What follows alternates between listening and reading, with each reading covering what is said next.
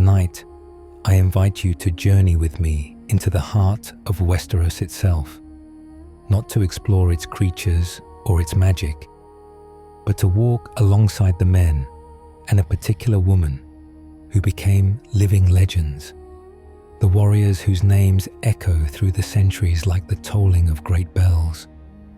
These are the knights of the Seven Kingdoms, and their stories are woven with steel and honor, blood and betrayal, glory and profound tragedy. Before we can understand the legends, we must first understand what it means to be a knight in Westeros. This is not a title bestowed lightly, nor one that can be claimed through birth alone. A knight is made, forged through years of service and training, and then consecrated through ritual and oath that binds them to ideals older than the kingdoms themselves. The path to knighthood begins in childhood. A boy, usually of noble birth but not always, is sent to serve as a page in the household of a knight or lord. There, he learns the basics: how to care for horses and armor, how to serve at table, how to conduct himself with courtesy and grace. As he grows older, typically around the age of 10 or 12, he becomes a squire. Now his true education begins. He learns the art of combat, the weight of a sword in his hand, the feel of lance against shield. He learns to ride a destrier, those massive war horses bred for battle, creatures that weigh as much as 5 men and can trample infantry beneath iron-shod hooves. But more than the physical skills, a squire learns the code. There are 7 vows that every knight must swear, 7 promises that bind him to a higher purpose. He must defend the weak and innocent. He must be just and fair in all his dealings. He must defend women and children from harm. He must be brave in battle and never flee from his enemies. He must be merciful to those who surrender. He must obey his lord and king in all things lawful. And perhaps most difficult of all, he must never lie, never break an oath once sworn. The ceremony of knighthood itself is a sacred thing, steeped in the traditions of the faith of the Seven. The night before his knighting, a young man keeps vigil in a sept, kneeling before the altar from dusk until dawn without food or water, praying to the Seven to make him worthy. When the sun rises, he bathes and dresses in new clothes, symbolizing his rebirth. Then, before witnesses, a knight taps him on each shoulder with a sword and speaks the words, "In the name of the warrior, I charge you to be brave. In the name of the father, I charge you to be just. In the name of the mother, I charge you to defend the innocent." And so on, invoking each of the 7. When the ritual is complete, he rises as Ser, a knight of the 7 kingdoms. But within the broader brotherhood of knights, there exists an even more exclusive and honored fraternity, the Kingsguard. These 7 knights are the elite protectors of the king of the 7 kingdoms, sworn to defend him with their lives. When a knight joins the Kingsguard, he takes vows even more stringent than those of ordinary knighthood. He swears to wear no crowns and win no glory for himself. He swears to hold no lands and father no children. He takes no wife, for his only bride is his duty. He must give up his family name, his inheritance, everything that ties him to his former life. In exchange, he receives a suit of white enameled armor and a white wool cloak, symbols that mark him as one of the finest warriors in the realm. The Lord Commander of the Kingsguard is chosen from among the 7, the first among equals, and it is his duty to coordinate their protection of the king and to maintain the White Book. This tome records every deed of every Kingsguard knight, a living history of valor and sometimes shame. When a Kingsguard dies, his brothers write his final entry, summing up a life of service in whatever words seem fitting. Not every Kingsguard lives up to the ideal. Some, like Jaime Lannister, who we will discuss later, become famous for breaking their vows rather than keeping them. Others serve monsters and must carry out terrible commands while their white cloaks grow stained with innocent blood. But the finest knights of the Kingsguard become legends, their names invoked by every boy who dreams of glory and every man who seeks to understand what true honor means. The Kingsguard is not the only path to knightly fame, of course. Throughout the Seven Kingdoms, knights serve their lords as household guards, as military commanders, as champions in trial by combat. Some become hedge knights, wandering warriors who sleep beneath hedges and sell their swords to whoever will hire them. These hedge knights are often looked down upon by their betters, but a skilled hedge knight can earn as much respect as any lord through deeds of valor. And in the tourneys that nobles hold to celebrate weddings, name days, and victories, knights from across the realm gather to test their skill in the joust and the melee, competing for prizes and glory and the favor of beautiful ladies. The tourney is where many knights first make their names, to ride the lists before hundreds or thousands of spectators, to couch your lance and charge at your opponent while the crowd roars, to strike true and watch your enemy tumble from his saddle. This is the dream of every young warrior. And if you distinguish yourself in the tourney, if you defeat famous opponents or win the championship, your name becomes known throughout the land. Lords will seek you out for service. Other knights will speak of you with respect or envy. And if you are very fortunate and very skilled, you might catch the attention of the king himself. But tourneys are not true battle. They are contests, dangerous, certainly, but governed by rules and customs. True glory, the kind that echoes through generations, comes from war. It comes from standing in a shield wall as enemy cavalry charges toward you. It comes from defending a breach in the walls while hundreds try to kill you. It comes from single combat against a worthy foe, steel ringing on steel, both of you knowing that only one will walk away. These are the moments that forge legends.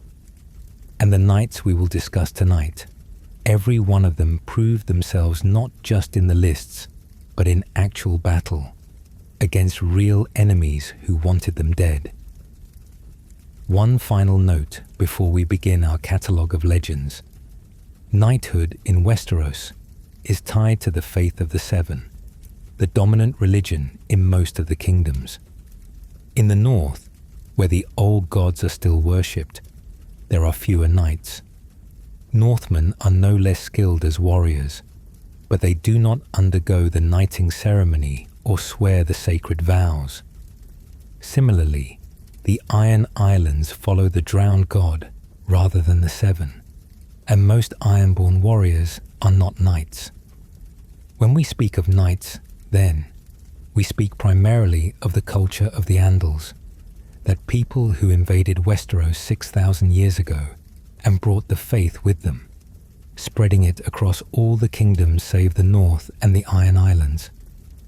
Now, with this foundation laid, let us turn to the first and perhaps greatest of all the legendary knights whose names have come down to us through song and story. Not every famous knight is famous for honor or glory. Some become legendary for entirely different reasons, for representing everything that knighthood should not be, yet possessing such fearsome skill that they cannot be ignored. The Clegane brothers, Gregor and Sandor, are such warriors. Their story is one of brutality and trauma, of strength twisted into monstrousness, and of how the code of chivalry can become a mockery when worn by those who have no understanding of honor. House Clegane was not always a knightly house.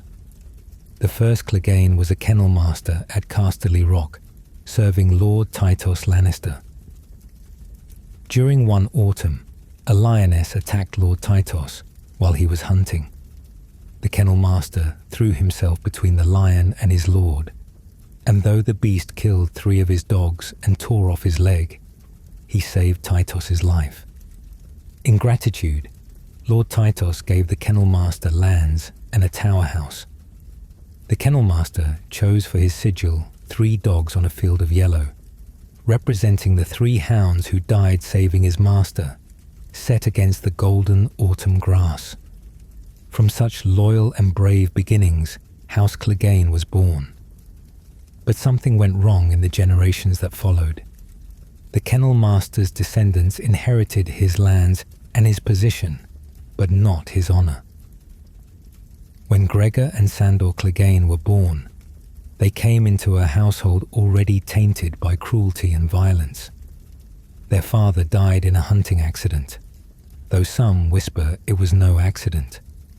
Their sister died young under mysterious circumstances, and the 2 brothers, left to grow up together, developed not the bond of brotherhood, but a hatred so intense it would define both their lives. Gregor Clegane is called the mountain that rides, and the name is apt. He stands nearly 8 feet tall in the books, well over 7 feet in the show, and weighs more than 400 pounds of muscle. He is not merely large, but freakishly so, his size the result of what seems to be gigantism, a medical condition that causes abnormal growth. This condition also brings with it constant, agonizing headaches, migraines so severe that Gregor drinks milk of the poppy constantly just to make the pain bearable. He has built up such a tolerance to the drug that doses that would kill a normal man barely affect him. The pain, combined with whatever darkness was already in his soul, has made Gregor into something barely human. He is a creature of pure violence, taking pleasure in causing suffering, in breaking things, in destroying anything weaker than himself. As a child, he caught his younger brother Sandor playing with one of his toys. Without a word, without warning, Gregor grabbed Sandor and shoved his face into a brazier filled with burning coals. He held him there while Sandor screamed, while the flesh of his face burned and melted. Their father told everyone that Sandor's bedding had caught fire, protecting Gregor from punishment. This was Sandor's introduction to the kind of monster his brother was. Despite this cruelty, despite being known throughout the realm for his brutality, Gregor Clegane was knighted. Prince Rhaegar Targaryen himself granted him the honor, tapping the sword on Gregor's shoulders and speaking the sacred vows. What Rhaegar saw in Gregor that made him worthy of knighthood, we will never know. Perhaps Rhaegar believed that the ritual itself might civilize the brutal warrior. If so, he was tragically wrong. During the sack of King's Landing at the end of Robert's rebellion, Gregor committed an act so heinous that it earned him the undying hatred of an entire kingdom. He was commanded by Tywin Lannister to kill Prince Rhaegar's children to prove the Lannisters' loyalty to the new regime. Gregor did as he was told, but he did it in the most brutal way imaginable. He murdered the infant Prince Aegon by dashing the baby's head against a wall. Then he raped Princess Elia Martell, Rhaegar's wife, while his hands were still covered in their son's blood and brains. Finally, he killed Elia by crushing her skull with his bare hands. This act made Gregor one of the most hated men in Westeros. The Martells of Dorne would never forgive it, never forget it. Prince Oberyn Martell, Elia's brother, spent years traveling the world, learning to fight, perfecting his skills, all so that one day he could face the mountain and make him pay for what he had done. But Tywin Lannister protected Gregor because Gregor was useful. The mountain became Tywin's chief enforcer. the man you sent when you wanted a message delivered in blood and fire. When the War of the Five Kings began, Tywin unleashed Gregor on the Riverlands. Gregor and his men, a band of cutthroats and murderers who called themselves the Mountain's Men, raided and pillaged throughout the region. They burned villages, murdered small folk, raped women and girls, tortured prisoners for entertainment. They sacked Castle Darry and killed the 8-year-old Lord Lyman Darry. They committed atrocities so terrible that even other soldiers, men used to the brutality of war, were horrified. Gregor's fighting style was simple and effective. He was so strong that he could wield a greatsword with one hand, allowing him to carry a massive shield as well. He wore armor so thick and heavy that most men could barely move in it, let alone fight. This armor made him nearly invulnerable to normal weapons. Arrows bounced off it. Swords could not pierce it. Combined with his immense reach and strength, Gregor was almost impossible to defeat in single combat. He could cleave men in half with a single blow. He could decapitate a horse with his sword. He could crush skulls with his bare hands. But Gregor had weaknesses. He was not particularly skilled or tactical. He relied on brute strength and his terrifying reputation. A fighter who was faster, more skilled, who could avoid his attacks and strike at the gaps in his armor, might be able to defeat him. And eventually, such a fighter appeared. Prince Oberyn Martell, called the Red Viper of Dawn, volunteered to be Tyrion Lannister's champion in a trial by combat. Tyrion had been accused of murdering King Joffrey, and Cersei chose Gregor as her champion. Oberyn leaped at the chance. Here was his opportunity for revenge, to make the Mountain pay for Ilya's murder. The duel that followed was spectacular and terrible. Oberyn was fast, incredibly fast, dancing around Gregor's attacks with a spear coated in poison. He struck again and again, cutting through the gaps in Gregor's armor, poisoning him with each hit. Oberyn was winning. He had Gregor on his back, wounded and helpless. But Oberyn wanted more than victory. He wanted a confession. He wanted Gregor to admit what he had done to Elia, to say her name, to acknowledge his crime before he died. And Gregor gave him that confession. "I killed her children," he said. "Then I raped her. Then I smashed her head in like this." And with that, Gregor grabbed Oberyn and demonstrated, crushing the Red Viper's skull with his bare hands, even as he lay dying from poison. Both men died from that combat, though Gregor's death was not as final as it should have been. The poison Oberyn used was mixed with sorcery to make Gregor's death as agonizing as possible.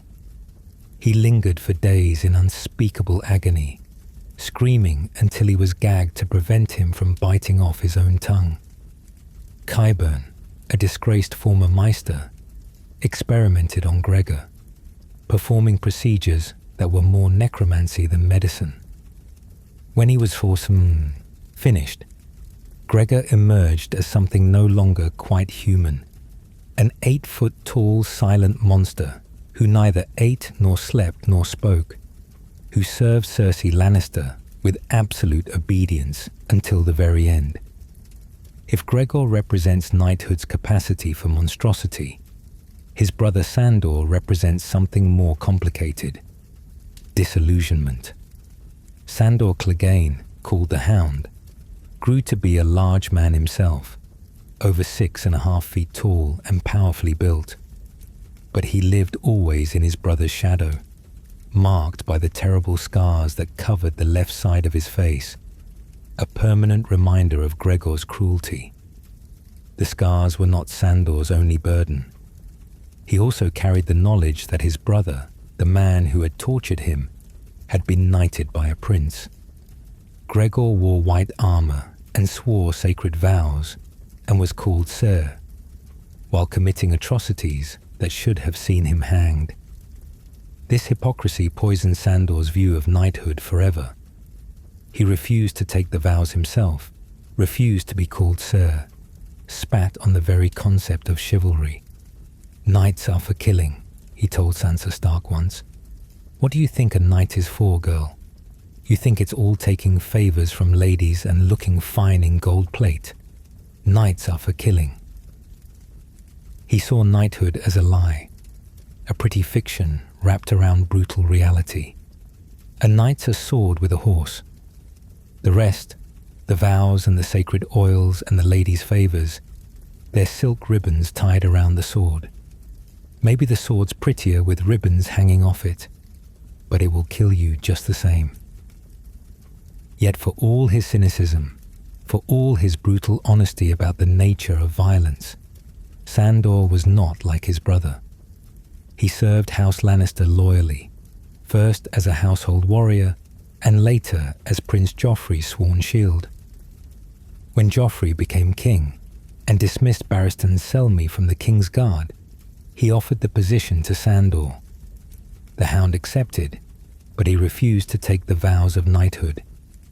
He became the first man in Kingsguard history to serve without being a knight, a final act of defiance against the institution he despised. As a fighter, Sandor was formidable. He was fast and strong, skilled with sword and axe and any weapon he picked up. He fought without flair or ceremony, fought to kill efficiently and brutally. He could hold his own against knights far more famous than himself. During the Hands Tourney, when Gregor lost to Sir Loras Tyrell and attacked the young knight in a murderous rage, it was Sandor who intervened. He was the only person at that tourney willing to stand against his brother, and he fought Gregor to a standstill until King Robert commanded them to stop. But Sandor had one great weakness: fire. Ever since Gregor had burned him as a child, Sandor had been terrified of flame. During the Battle of the Blackwater, when Stannis Baratheon's forces attacked King's Landing using ships covered in wildfire, the river itself caught fire. Green flames filled the air. Men burned alive screaming in the water. And Sandor, watching from the walls, broke. His fear overwhelmed him. He deserted his post, abandoned his king, and fled the city in the middle of the battle. Before he left, he went to Sansa Stark's chambers and offered to take her north to safety. She refused, frightened of him, and he left without her, taking only his bitter memories and his hatred of fire and false knights. Sandor's journey after deserting became a strange path towards something that might have been redemption. He captured Arya Stark, intending to ransom her back to her family. But as they traveled together, an odd relationship developed. Arya was fierce and angry, full of rage at everyone who had hurt her family. Sandor was bitter and brutal, teaching her that the world was cruel and that only the strong survived. Yet somehow, they became something like companions. Sandor protected Arya, fought for her, killed men who threatened her, and Arya, though she kept him on her kill list, did not actually want him dead. When Sandor fought Brienne of Tarth, thinking Brienne was trying to kidnap Arya, he was badly wounded. Arya had a chance to kill him then, to grant him mercy as he bled out from his injuries, but she chose not to. She left him alive, left him suffering, and walked away. Some see this as cruelty. Others see it as Arya's way of saying that the Hound did not deserve the mercy of death, that Sandor Clegane the man deserved a chance to live. In the show, Sandor survived his wounds and found peace for a time with a religious community, doing simple work, trying to atone for his past. But violence found him again, as it always did. The community was slaughtered, and Sandor returned to his old ways, joining the Brotherhood without banners, fighting the White Walkers at Winterfell, and finally returning to King's Landing for one purpose: to kill his brother. The fight between the Clegane brothers, dubbed Clegane Bowl by fans, was everything their lifetime of hatred had built towards. They fought in the crumbling Red Keep as Daenerys burned the city around them. Gregor, now more monster than man, was impossibly strong and felt no pain. Sandor could barely hurt him, but Sandor found a way. He tackled his brother and drove them both off a ledge, plunging into the fires below. The Hound died destroying the mountain, finally overcoming his fear of fire to ensure his brother's death, ending their mutual hatred in flames. The Clegane brothers represent two sides of the same damaged coin. Gregor is what happens when strength is combined with complete lack of conscience, when knighthood is granted to someone who has no understanding of honor. He proves that the ritual of knighting means nothing if the man taking the vows has no intention of keeping them. Sandor is what happens when someone sees through the hypocrisy of knighthood, but still possesses enough decency to protect those weaker than himself. He rejects the title of knight while embodying its ideals better than many who wear the white cloak. Neither brother was a good man. Gregor was a monster who deserved everything that happened to him and more. Sandor was a killer and a brute who committed terrible acts in service to terrible people. But their story matters because it exposes the lie at the heart of chivalry, that ceremony and oaths can make a good man out of a bad one, that symbols and rituals have power to transform character. The Cleganes prove otherwise. Gregor wore the title of Sir and became history's monster. Sandor rejected knighthood and found something resembling honor anyway. Their tale is a dark mirror held up to all the legendary knights we have discussed. Where Arthur Dane and Barristan Selmy and Aemon the Dragon Knight tried to live up to impossible ideals, the Cleganes exposed those ideals as impossible. Where Duncan the Tall and Jaime Lannister struggled with what honor means in a cruel world, the Cleganes said honor was a lie and the world was nothing but cruelty.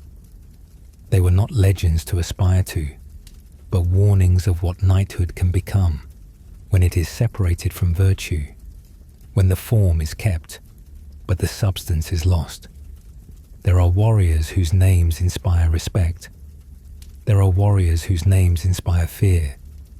And then there are warriors whose names inspire something closer to reverence, as if the very speaking of their name is a prayer offered to the warrior himself. Arthur Dane was such a man. Long after his death, his legend remains so powerful that knights across the Seven Kingdoms still measure themselves against him and find themselves wanting.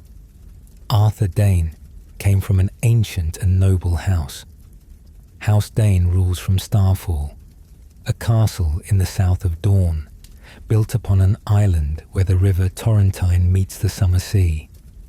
The Danes claim descent from the First Men, those original settlers of Westeros who predated even the Andals. But what truly sets House Dane apart is their sword.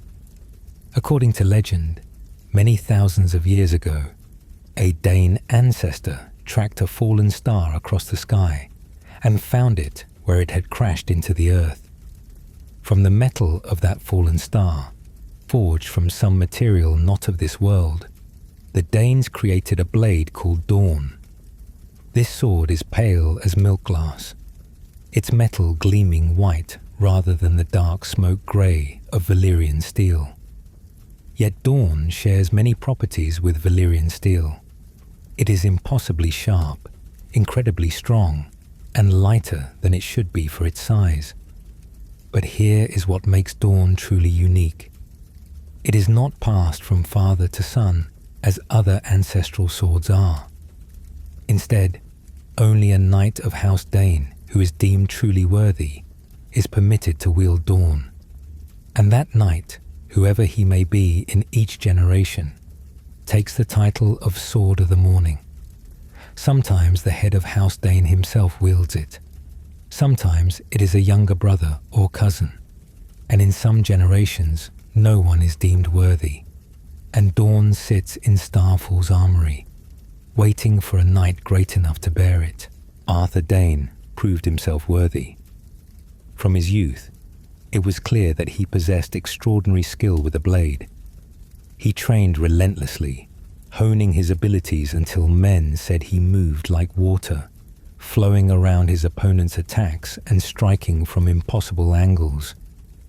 When he was deemed ready, he was permitted to take up Dawn, and with that pale blade in his hands, he became nearly unstoppable. At the age of 23, Arthur was named to the Kingsguard of King Aerys II Targaryen, the man who would later be known as the Mad King.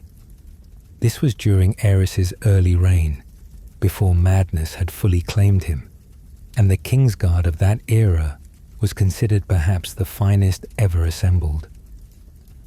Arthur served alongside Sir Gerald Hightower, called the White Bull, who was Lord Commander, alongside Sir Barristan Selmy, whom we will discuss shortly, alongside men who were all considered paragons of knightly virtue and skill. And yet, even among these legendary warriors, Arthur Dane stood out. His brothers in the King's Guard recognized him as perhaps the finest swordsman any of them had ever seen. When a young Jaime Lannister was inducted into the King's Guard at age 15, he idolized Arthur Dane above all others. Jaime would later say that he wanted to be Arthur Dane, wanted to embody that perfect combination of skill and honor and nobility that Arthur represented. One of Arthur's most famous exploits came during the suppression of the Kingswood Brotherhood. This was a band of outlaws who operated in the vast forest called the Kingswood, south of King's Landing. Led by a vicious killer known as the Smiling Knight, they raided merchant caravans and kidnapped nobles for ransom. The King's Guard was dispatched to end the threat, and in the depths of the forest, Arthur Dane came face to face with the Smiling Knight. The Smiling Knight was a fearsome opponent, a man who killed for pleasure and was skilled enough to have defeated or at least held his own against several renowned warriors. When he saw Arthur's white sword, dawn gleaming pale in the forest shadows, the Smiling Knight grinned his terrible grin and said he wanted that sword for himself. Arthur replied simply, "Then you shall have it, sir." The duel that followed is still spoken of in taverns and castles across Westeros. They fought for what seemed like hours, blade ringing against blade, neither gaining a clear advantage. At one point, the Smiling Knight's sword broke against Dawn's impossible edge. Rather than take advantage, Arthur Dane allowed his opponent to find a new sword before continuing the fight. This was the code of chivalry made manifest. Even against a murderer and an outlaw, Arthur would not take an unfair victory. Finally, when the Smiling Knight was properly rearmed, they resumed, and this time Arthur's skill proved decisive. The Sword of the Morning cut down the Smiling Knight, ending the Brotherhood's reign of terror, and it was there in the Kingswood that Arthur knighted young Jaime Lannister, who had fought bravely in the campaign. When Arthur tapped Dawn on Jaime's shoulders during the ceremony, the blade was so sharp that even that light touch cut through Jaime's tunic and drew blood. "All knights must bleed, Jaime," Arthur said. "Blood is the seal of our devotion." But Arthur Dane was more than just a warrior. He was also known for his compassion toward the small folk, the common people who make up most of the population of Westeros. Unlike many nobles who viewed the peasantry as little more than livestock, Arthur would bring their grievances before the king, advocating for them. ensuring they were fairly compensated when the armies requisitioned their goods. He was popular among the common people in a way few knights ever achieve. His closest friend was Prince Rhaegar Targaryen, the crown prince and heir to the Iron Throne.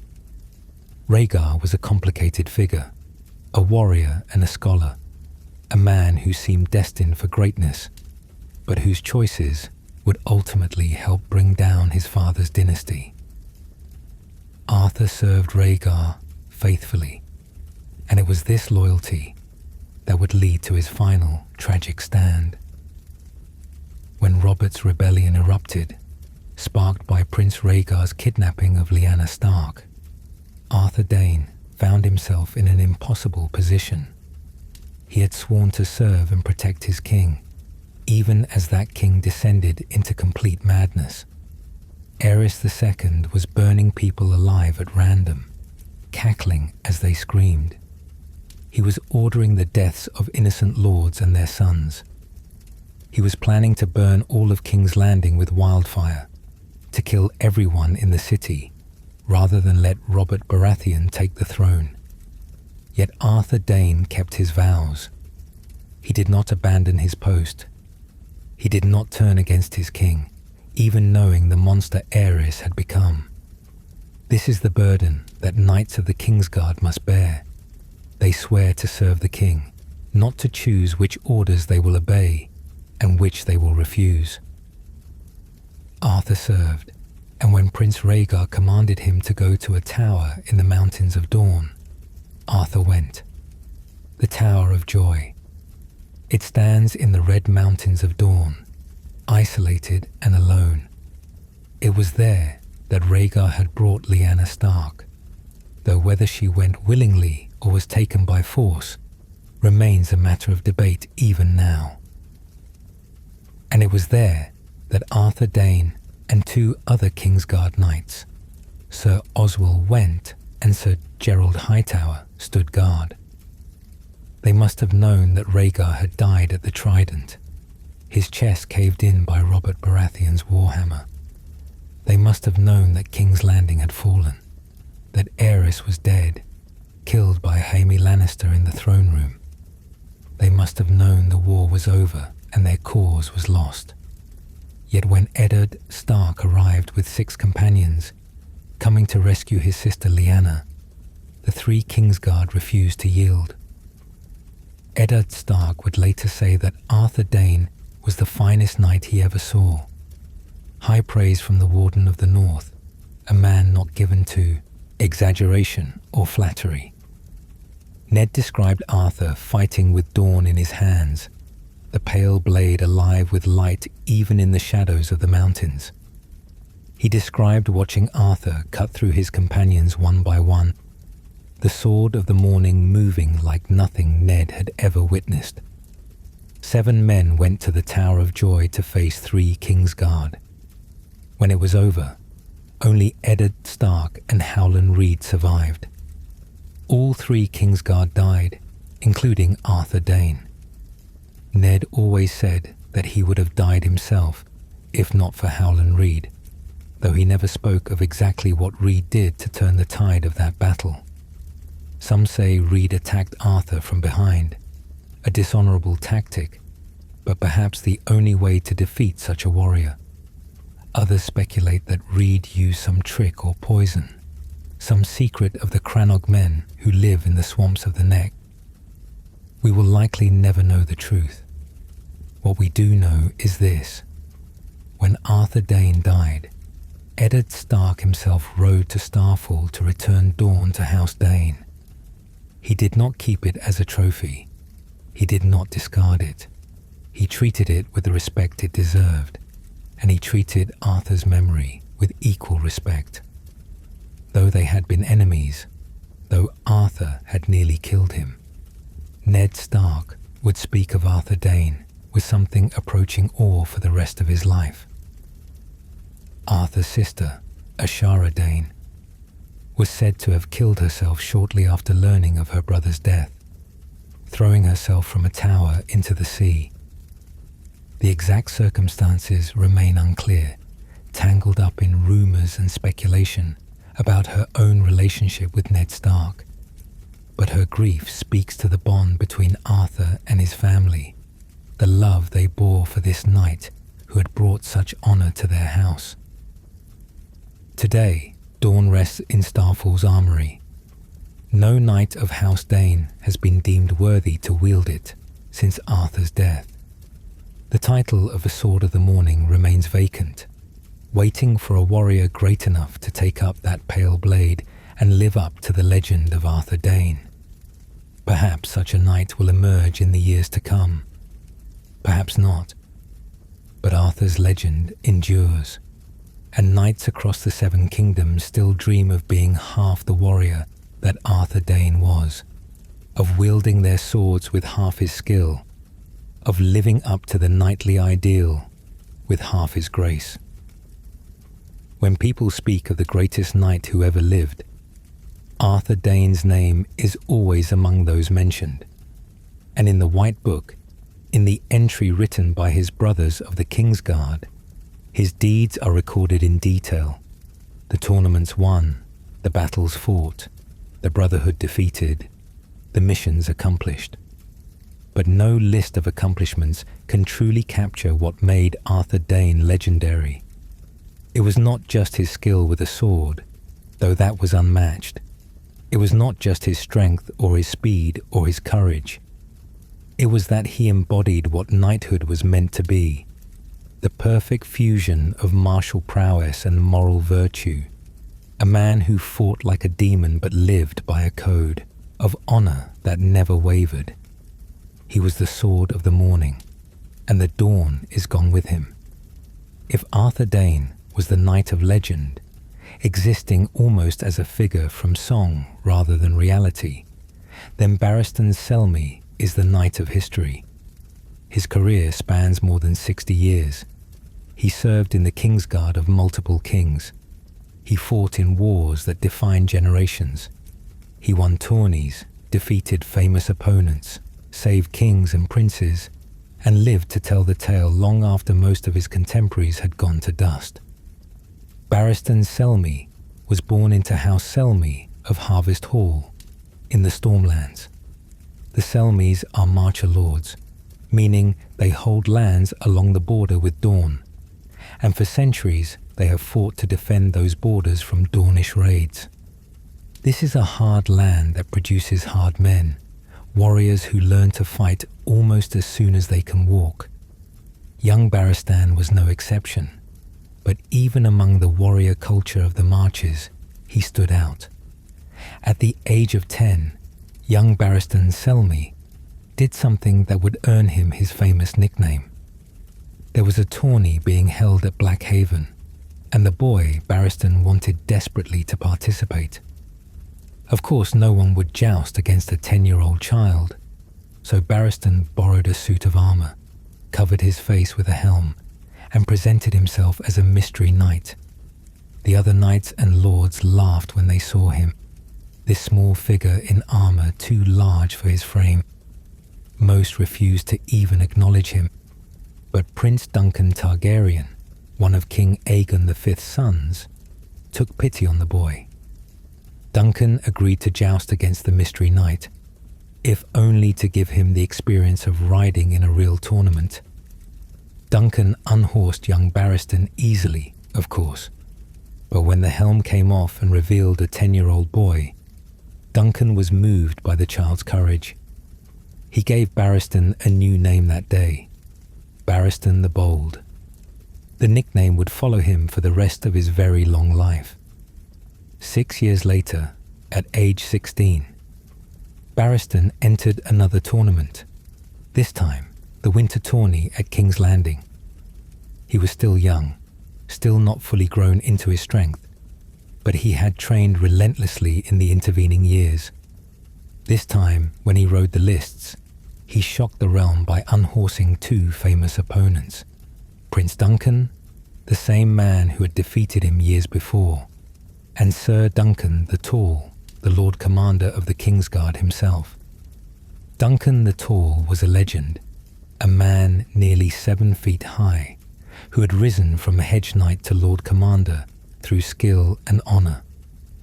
He was not easily defeated, but the teenage Barristan Selmy managed it, and King Aegon V was so impressed that he knighted Barristan on the spot.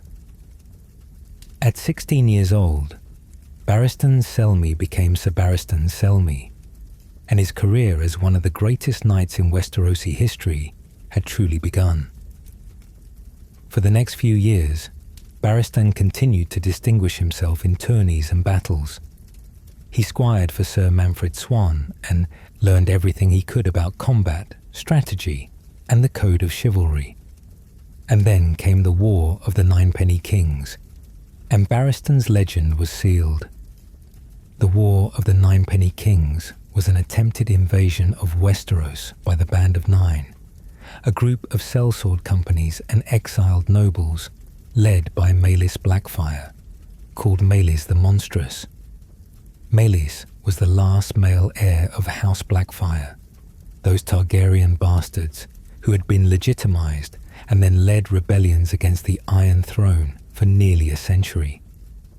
The Blackfyres had lost every rebellion, but they kept trying, kept believing they had a better claim to the throne than the main Targaryen line.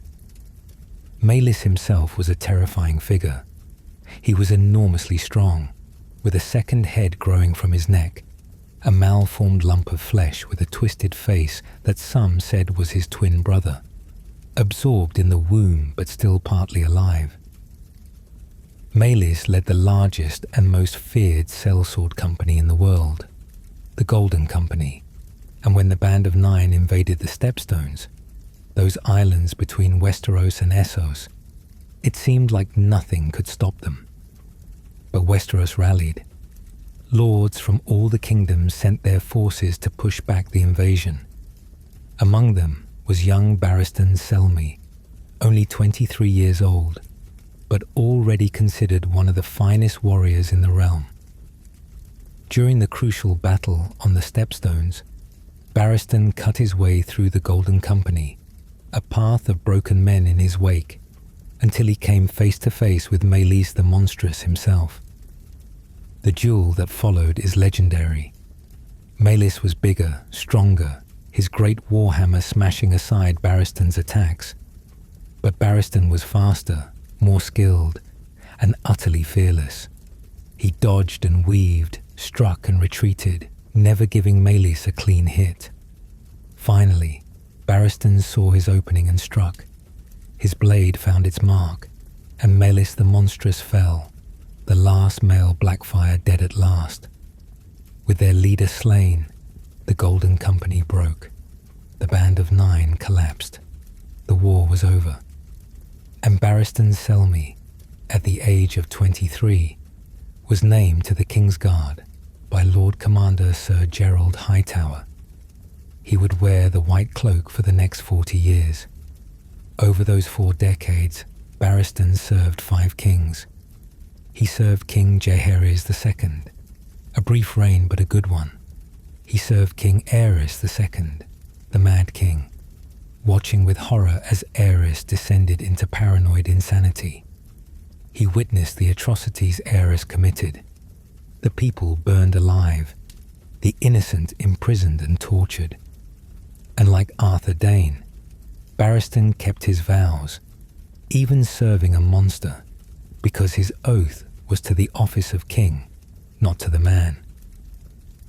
One of Barristan's finest moments came during what's known as the Defiance of Duskendale. Lord Dennis Darklyn, the lord of the small town of Duskendale, rebelled against the Iron Throne and seized King Aerys when the king came to negotiate. Aerys was imprisoned in Duskendale's castle, held hostage.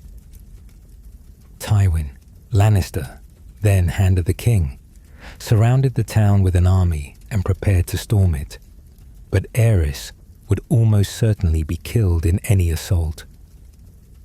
Barristan Selmy volunteered for a desperate mission. He would infiltrate Duskendale alone, rescue the king, and escape before anyone could stop him.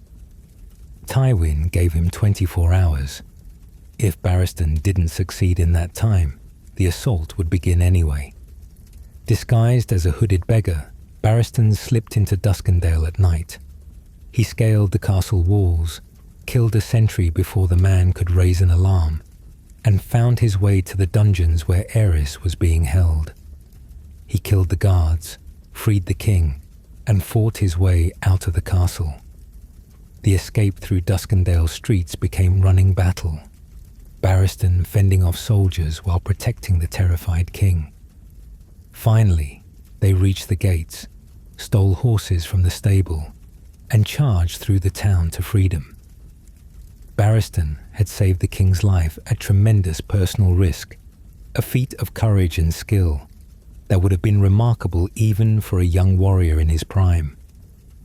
But Barristan was in his 40s by then, no longer young, yet still capable of incredible deeds.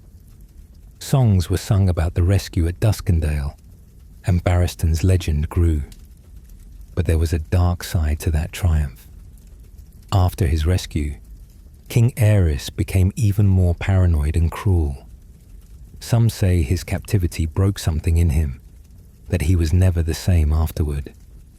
The Mad King's descent into complete insanity accelerated, and Barristan, who had saved him, had to watch as Aerys became a monster. When Robert's rebellion came, Barristan fought for the Targaryens at the Battle of the Trident. He stood in the thick of the fighting, defending Prince Rhaegar Targaryen, and was wounded by arrows, spears, and swords. Witnesses said he killed many of Robert's men before finally collapsing from his wounds. He was taken prisoner, but Robert Baratheon, recognizing Barristan's honor and skill, pardoned him and offered him a place in the new King's Guard. Barristan accepted. He had sworn to serve the king, and now Robert was king. He became Lord Commander of the King's Guard under Robert Baratheon, serving the man who had overthrown his previous king. This choice has been debated by historians and scholars ever since. Was Barristan right to bend the knee to Robert? Should he have refused and accepted death? Or was his pragmatism admirable, recognizing that the realm needed skilled protectors regardless of who sat the Iron Throne? Barristan served Robert faithfully for nearly 2 decades, though he never sat on the small council despite it being traditional for the Lord Commander to do so. He continued to distinguish himself in tourneys, even into his 50s and beyond. At the age of 57, he won the championship at a tourney in King's Landing, defeating younger knights half his age. But when Robert died, and his supposed son Joffrey took the throne, Barristan's service came to an abrupt and humiliating end. The young King Joffrey, cruel and foolish, dismissed Barristan from the King's Guard, claiming he was too old to serve effectively. This was an insult beyond measure. The King's Guard is a lifetime appointment. No Lord Commander had ever been dismissed before, not in all the centuries of the Order's existence.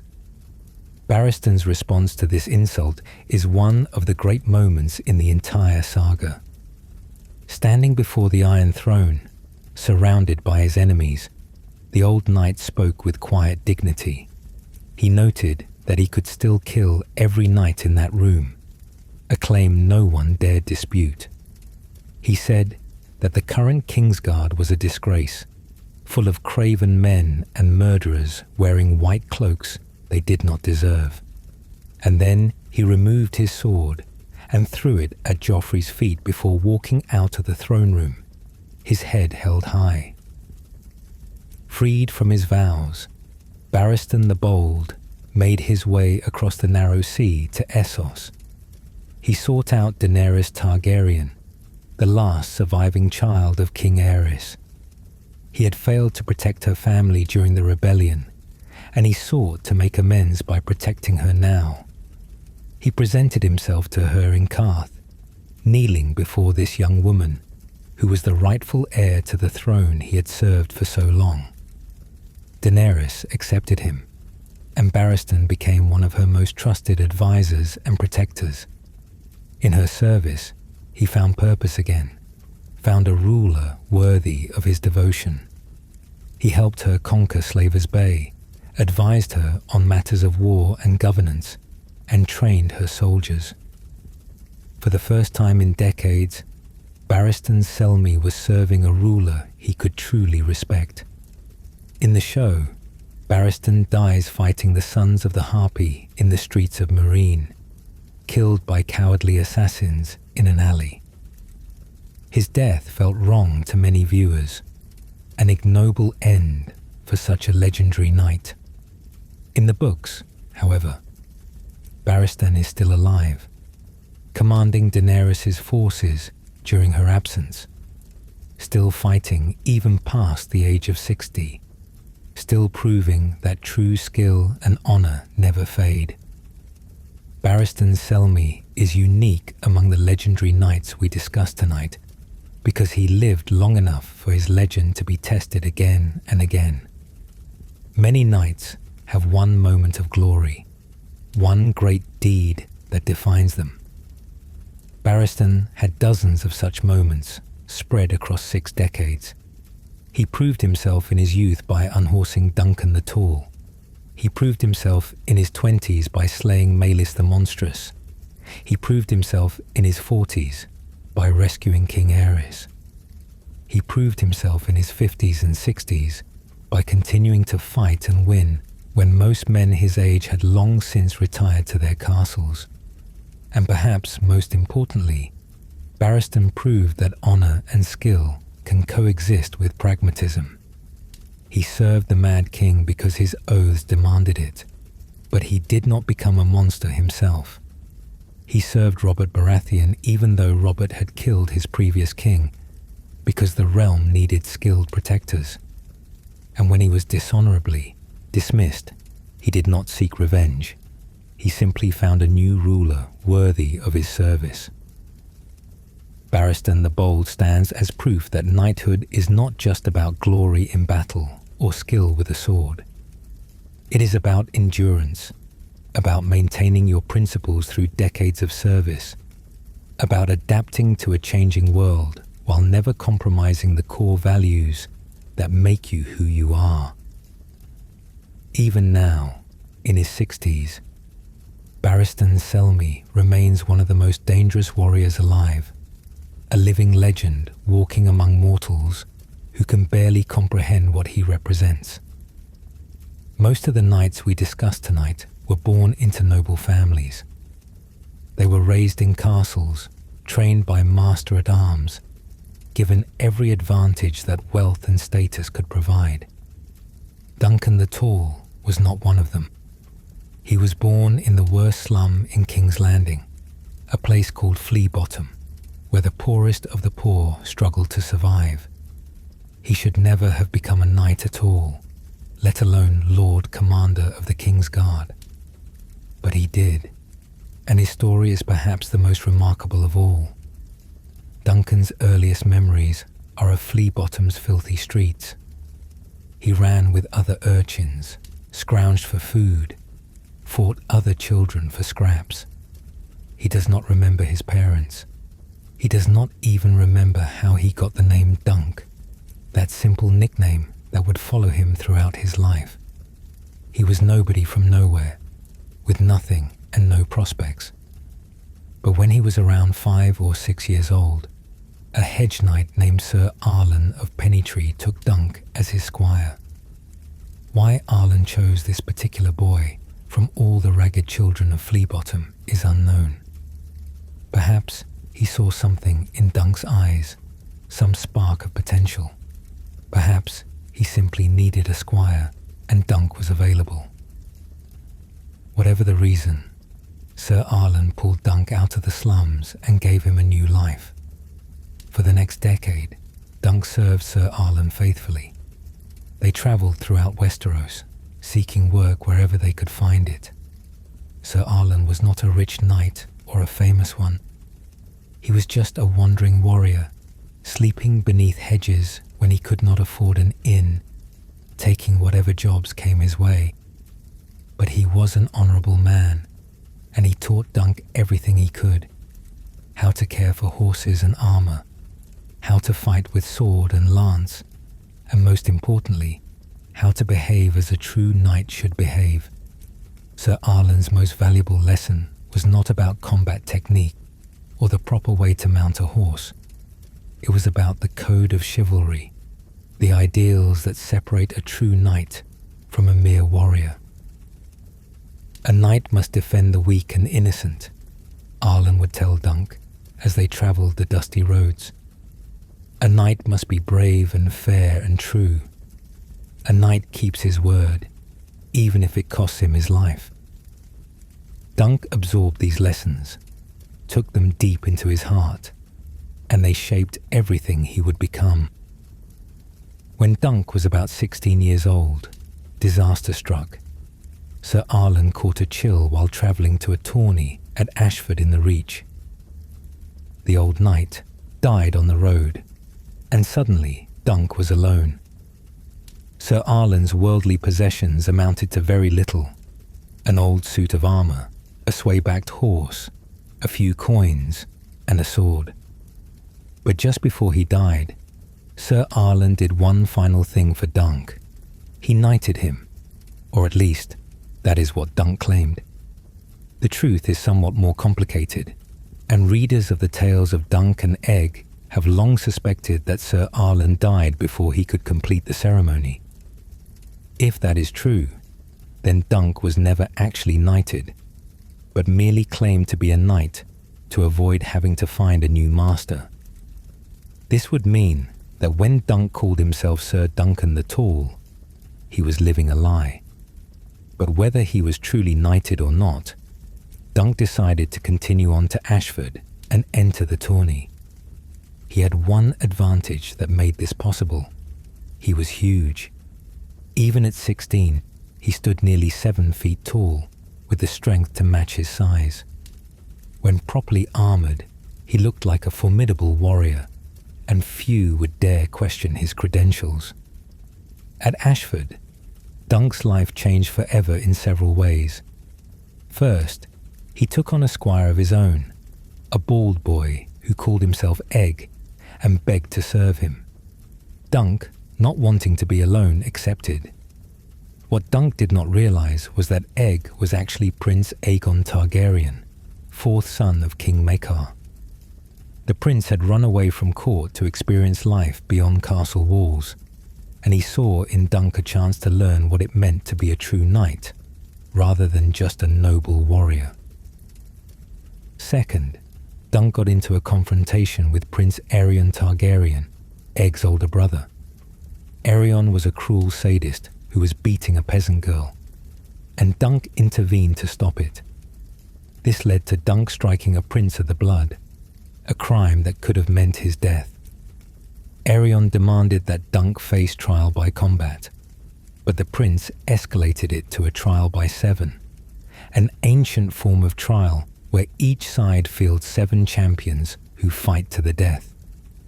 Dunk needed 6 champions willing to fight alongside him against 7 of the best knights in the realm, all to defend the honour of a lowly hedge knight that none of them knew.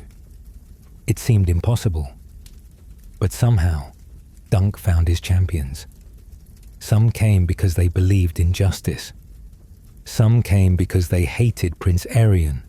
And some came because they saw something in Dunk worth fighting for, an honesty and courage that reminded them of what knighthood was supposed to be.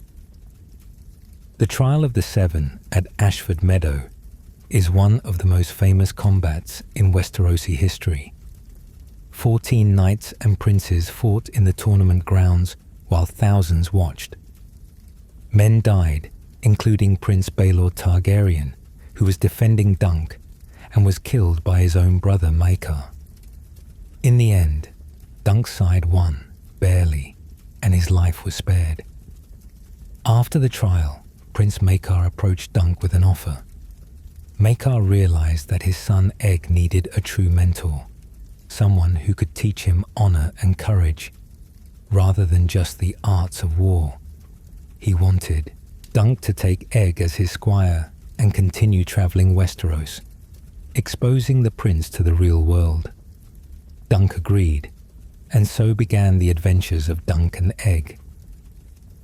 Over the next several decades, Dunk and Egg travelled throughout the Seven Kingdoms. They served various lords, fought in tourneys, got into trouble, and got out of it again. They became close friends despite the difference in their stations, and Dunk's influence on young Egg was profound. Where other princes were raised to see commoners as lesser beings, Egg learned from Dunk to see them as people deserving of respect and justice. Eventually, Egg's father Maekar became king, and later, after several tragic deaths, Egg himself ascended to the Iron Throne as King Aegon V. He became known as Aegon the Unlikely because no one had expected him, a fourth son, to ever wear the crown. And one of his first acts as king was to name Sir Duncan the Tall to the Kingsguard. This was an extraordinary honour for someone of Dunk's background. The Kingsguard was traditionally reserved for knights from great houses, the finest warriors of noble birth. But Aegon knew that Dunk embodied everything the Kingsguard was supposed to be. He was brave, honourable, skilled, and absolutely loyal. It did not matter that he was born in Flea Bottom, or that he might not have been properly knighted. What mattered was what he had become through his own efforts and choices. Dunk served in the Kingsguard for years, eventually becoming Lord Commander. He became a mentor to younger knights, teaching them the same lessons Sir Arlan had taught him. And when King Aegon needed someone to perform a mission of the utmost importance, it was Dunk he turned to. At one point during Aegon's reign, Lord Lionel Baratheon of Storm's End rebelled against the Iron Throne. Aegon's eldest son, Prince Duncan, had broken his betrothal to Lord Lionel's daughter to marry a commoner woman he loved, a woman known as Jenny of Oldstones. Outraged by this insult, Lord Lionel declared himself the Storm King and renounced his fealty to the Iron Throne. Rather than march an army against Storm's End and cause a bloody civil war, King Aegon offered Lord Lionel trial by combat. Sir Duncan the Tall would be the king's champion. If Dunk won, Lord Lionel would have to submit. If Lord Lionel won, he could go free without repercussions. Lord Lionel was no easy opponent. He was a skilled warrior in the prime of his life. But Dunk fought him and prevailed, ending the rebellion without the loss of thousands of lives. This victory is still remembered in the histories of the Stormlands, the day that a common-born knight bested a Lord Paramount in single combat. But Duncan the Tall's story ends in tragedy. King Aegon V became obsessed with the prophecy of the prince that was promised, and with restoring dragons to the world. He believed he could hatch dragon eggs through blood magic and sorcery. At Summerhall, one of the Targaryen palaces, Aegon attempted his ritual. Something went terribly wrong. Fire erupted throughout the palace, and Summerhall burned. King Aegon V died in the flames. Duncan the Tall died as well, though accounts differ on exactly how. Some say he died trying to save the king. Others say he died protecting Princess Rhaella Targaryen, Aegon's daughter, who was pregnant at the time. If the latter is true, then Duncan's last act saved the Targaryen line itself, because Rhaella would go on to give birth to Prince Rhaegar, and later to Daenerys Targaryen. Whether Duncan was truly a knight or not, whether he was properly knighted by Sir Arlan or merely claimed the title, becomes irrelevant when we consider what he accomplished. He rose from the absolute bottom of society to become Lord Commander of the Kingsguard. He influenced a king, and through that king influenced the entire realm. He fought legendary battles and won. he lived by the code of chivalry more faithfully than knights born to it. There is strong evidence that Duncan had descendants. A shield bearing Duncan's personal arms was found at Evenfall Hall on the island of Tarth. Some theorize that this means Duncan fathered a child before joining the Kingsguard, and that his bloodline continued. If this is true, then one of his descendants might be Brienne of Tarth, that tall, fierce warrior woman who lived centuries later. Brienne, like Duncan, was overlooked and dismissed because of her birth, but proved herself through courage and honor. If she truly is Duncan's descendant, it would be fitting. Duncan the Tall represents something important in the mythology of knighthood. He proves that nobility is not inherited but earned. He proves that the truest knights are those who choose to live by the code, not those who are forced to recite it during a ceremony. He proves that a boy from Flea Bottom can become as great as any prince, if he has courage and honor, and someone to teach him the meaning of both. If we are to speak of the greatest knights who ever lived, we cannot avoid speaking of Prince Aemon Targaryen, called the Dragon Knight. His story is one of perfect valor, marred by impossible tragedy, of a man who lived exactly as a knight should live, but who could never have what he truly wanted. Even more than 100 years after his death, Aemon remains the standard against which other knights measure themselves. Prince Aemon was the second son of King Viserys, the second Targaryen. From his birth, it was clear he was extraordinary. He grew to be tall and strong, beautiful of face and graceful in movement. But more important than his physical gifts were his moral qualities. Aemon possessed a deep sense of honor and duty, a piety that was rare among the Targaryens, and a gentleness that contrasted sharply with his prowess in combat. At the age of 17, Aemon was named to the Kingsguard, an extraordinarily young age for such an honor. But he had already demonstrated his skill with a blade, and his uncle, King Aegon III, recognized that this young prince would become one of the greatest warriors the realm had ever seen. Aemon was given a singular honor. He was permitted to wield Dark Sister, one of the two Valyrian steel swords of House Targaryen, the blade once carried by Queen Visenya. Dark Sister was lighter and thinner than most longswords, designed for speed rather than power. In Aemon's hands, it became legendary. He wielded it with such skill that men said he moved like water, like shadow, impossible to predict or defend against. He won countless tournaments and duels, and even in real battle, Dark Sister drank the blood of Aemon's enemies. But Aemon's greatness was not just in his swordsmanship. He was known throughout the realm as the most chivalrous of knights, the truest embodiment of everything knighthood was meant to represent. He defended the weak and innocent. He was merciful to defeated foes. He treated everyone, from the highest lord to the lowest peasant, with courtesy and respect. And his loyalty to his family was absolute. Which brings us to the tragedy at the heart of Aemon's life.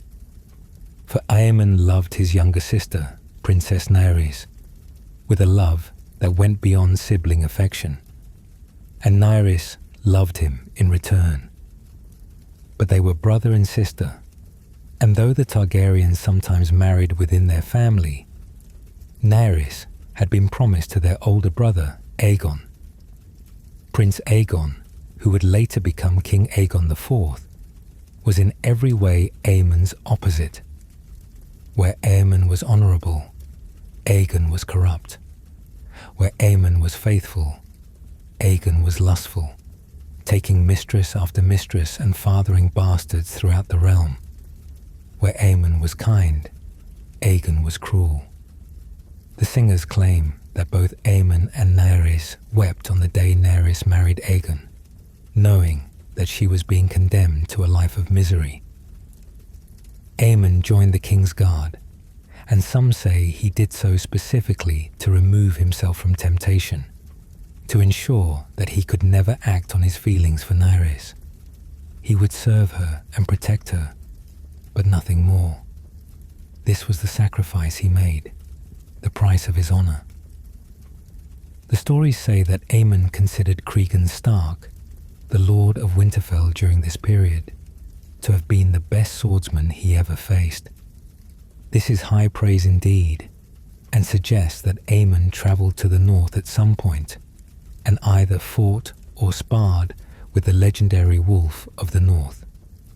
To have impressed Aemon with his skill, Cregan Stark must have been truly exceptional. Aemon's most famous feat came during the conquest of Dorne, led by his cousin, King Daeron I. Daeron, barely 14 years old, led an army into Dorne and conquered it in a brilliant campaign. Aemon was part of that campaign, and he won great fame by defeating a Dornish champion in single combat before the walls of a Dornish castle. The victory broke the Dornish morale and contributed to Daeron's success. But the conquest of Dorne proved short-lived. A rebellion erupted, and King Daeron was killed. In the aftermath, Aemon was captured by the Dornish. They put him in a crow cage, a small iron cage hung from a beam, and suspended the cage above a pit filled with vipers. It was a cruel fate, designed to torture him by keeping him in constant fear of the snakes below. Aemon's cousin Baelor, who had become king after Daeron's death, negotiated peace with the Dornish. But when he came to retrieve Aemon, the Dornish gave him the key to the cage and told him he would have to walk through the viper pit himself if he wanted to free his cousin. Aemon, fearing for the king's safety, begged Baelor to leave him, but Baelor refused and walked into the pit. The singers say that the vipers bowed their heads and refused to strike Baelor because of divine protection. The Maesters say that Baelor was bitten multiple times, but somehow survived. The truth, as always, lies somewhere in between. What matters is that Baelor freed Aemon, and this act of courage and love further cemented Aemon's loyalty to his family. Through all of this, Aemon served faithfully in the Kingsguard under multiple kings. He served his uncle Aegon III, his cousins Daeron and Baelor, his father Viserys when he briefly took the throne, and finally his brother Aegon when Aegon became Aegon IV. This last was perhaps the hardest service of all. King Aegon IV, known to history as Aegon the Unworthy, was one of the worst kings Westeros has ever had. He was fat, corrupt, vain, and cruel. He took mistresses openly, flaunting them before his suffering queen, Aemon's beloved sister Naerys. He legitimized his bastards, creating claims to the throne that would lead to generations of civil war. He mocked Aemon and whispered that Aemon was the real father of Prince Daeron, Queen Naerys' son and heir. At one point, Aegon forbade Aemon from entering a tournament because Aegon wanted to crown his current mistress as Queen of Love and Beauty. This was an insult to Queen Naerys, and Aemon could not let it stand. He entered the tournament anyway, disguised as a mystery knight known as the Knight of Tears. The mystery knight won the tournament, and when he removed his helm, all saw that it was Aemon the Dragon Knight. He crowned his sister Naerys as Queen of Love and Beauty, and for that moment, she was honored as she deserved. Despite everything, despite serving a king who disrespected him, who mocked him, who treated his beloved sister with contempt, Aemon never broke his vows. He remained loyal to his king. This is perhaps the greatest test of a Kingsguard knight: to serve faithfully, even when the king says the king does not deserve that service. Aemon the Dragon Knight died as he had lived, perfectly embodying the ideal of knighthood. A knight named Sir Terence Toyne had been caught sleeping with one of King Aegon's mistresses. Aegon, in a fit of rage, had Terence executed in a particularly cruel manner, feeding him to his dogs. Terence's two brothers sought revenge, plotting to assassinate the king. Aemon discovered the plot and confronted the Toyne brothers before they could carry it out. He fought them both to protect his unworthy brother, and though he killed them, he was mortally wounded in the combat. He died defending a king who had never deserved his loyalty, protecting a brother who had mocked him and dishonored his sister. In death, Aegon the Unworthy tried to tarnish Aemon's memory one final time by openly suggesting that Aemon, not Aegon, was the true father of Prince Daeron. This cruel rumor cast doubt on the succession and helped lead to the Blackfire rebellions that would plague the realm for generations. But those who knew Aemon believed the rumor to be false, a final spite from a king who had been jealous of his brother's honor and skill. Aemon the Dragon Knight is remembered as perhaps the noblest knight who ever lived. His name is invoked in songs and stories, an ideal to aspire to even though everyone knows the ideal can never truly be reached. He loved his sister, but never dishonored her. He served a terrible king, but never broke his vows. He wielded one of the finest swords ever forged, but used it always in the service of others, never for personal glory.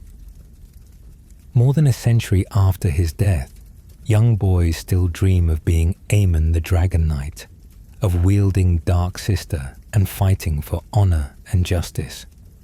Knights still measure themselves against his legend and find themselves wanting. And scholars still debate whether such perfect virtue could truly exist in a real man, or whether Aemon has become more myth than history, a story we tell ourselves about what we wish we could be. Not every legendary knight earns their fame through honor. Some become famous through a single act that defines them, an act so shocking that it overshadows everything else they ever did. Jaime Lannister is such a knight, and his epithet is not a title of honor, but of infamy, the Kingslayer. Jaime was born the eldest son of Lord Tywin Lannister, the richest and most powerful lord in Westeros. Along with his twin sister Cersei, he was raised in Casterly Rock with every advantage wealth and status could provide. From his earliest years, Jaime showed extraordinary talent with a sword. He was not just skilled but naturally gifted, the kind of warrior who makes difficult techniques look effortless. At the age of 15, Jaime was named to the Kingsguard of King Aerys II. He was the youngest knight ever to receive this honor, and on the surface, it seemed like a recognition of his incredible skill.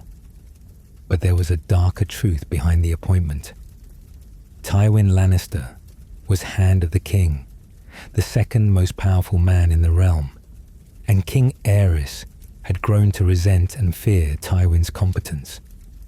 By naming Jaime to the Kingsguard, Aerys ensured that the Lannister heir could never inherit Casterly Rock, essentially destroying Tywin's legacy. It was a petty, cruel act, and it drove a wedge between Tywin and the king.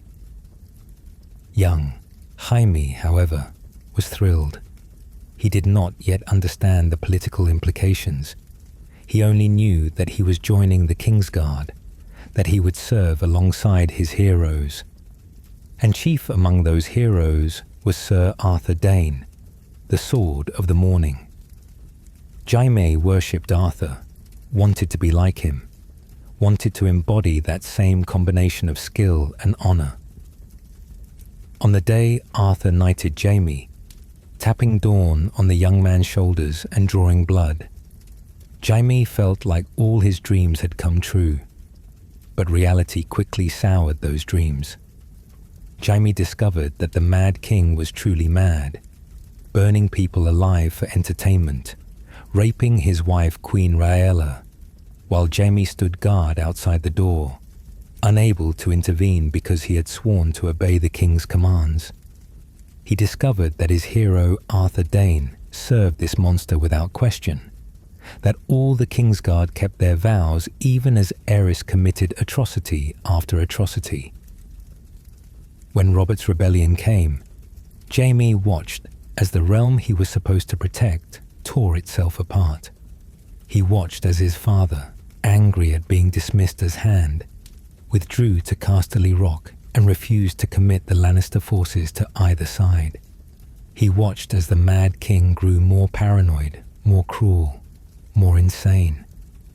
And then came the final day, when Robert Baratheon's forces were marching on King's Landing, and victory was inevitable. The Mad King gave his pyromancer Rossar orders to burn the entire city with wildfire, to kill everyone rather than let Robert take the throne.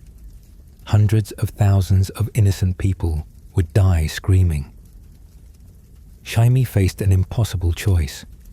He had sworn to obey his king, but obeying this order meant allowing mass murder on an unthinkable scale.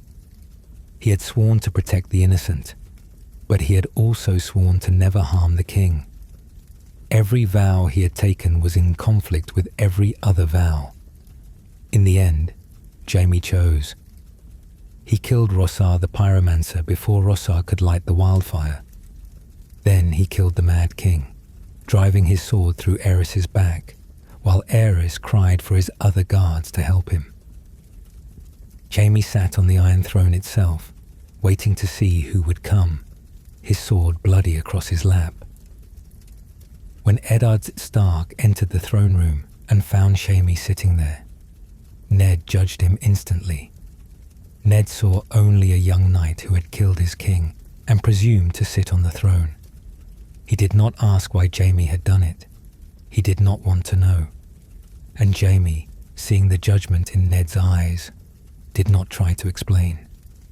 He kept his secret, kept the knowledge of the wildfire caches hidden throughout the city, and accepted the title of Kingslayer with sardonic bitterness.